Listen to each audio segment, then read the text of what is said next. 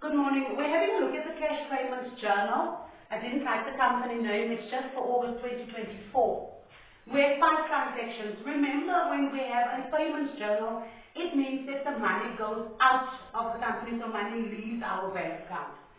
So the first transaction reads 2nd August. We paid wages to workers, 1,500 rand by check 001. We start with the date.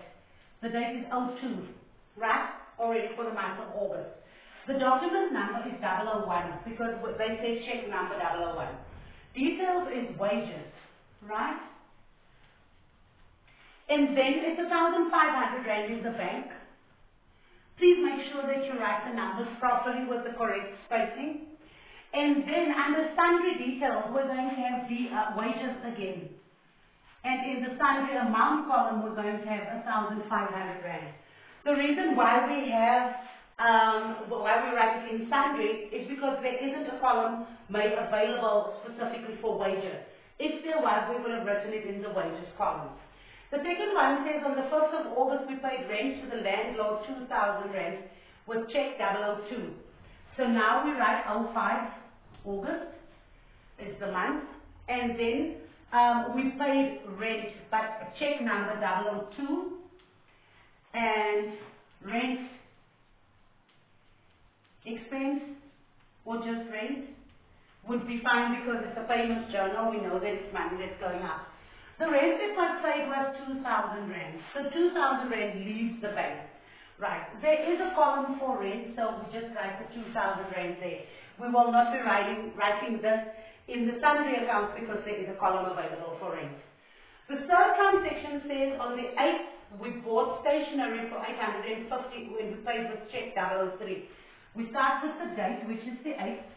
003 is the check number, and we bought stationery.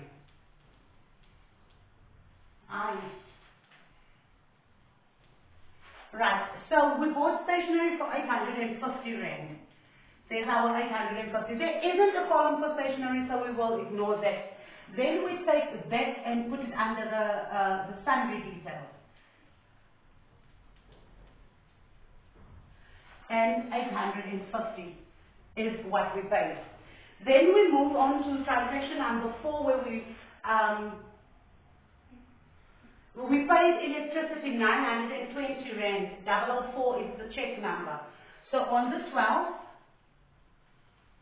this is going to bother me that I don't have a month. Right. So 004 is the check number. We paid electricity. The bank will reflect 920 rand that goes to electricity. There isn't an electricity column, so this goes under sundry details, electricity.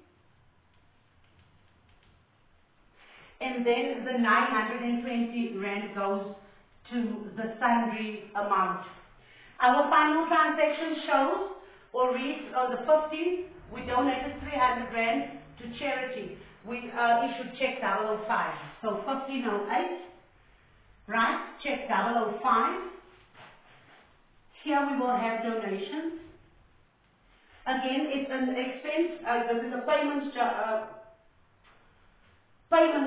I wrote receipts. It should be payments. So donations, 300 rand under the bank column. There isn't a column for donations. So donations go into sundry details. And then the amount of 300 rand goes there. Guys, please, let's just make this payment and not receipts.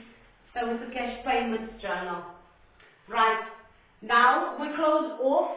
If we were asked to, we would close off our bank and we would close off the sundry amount.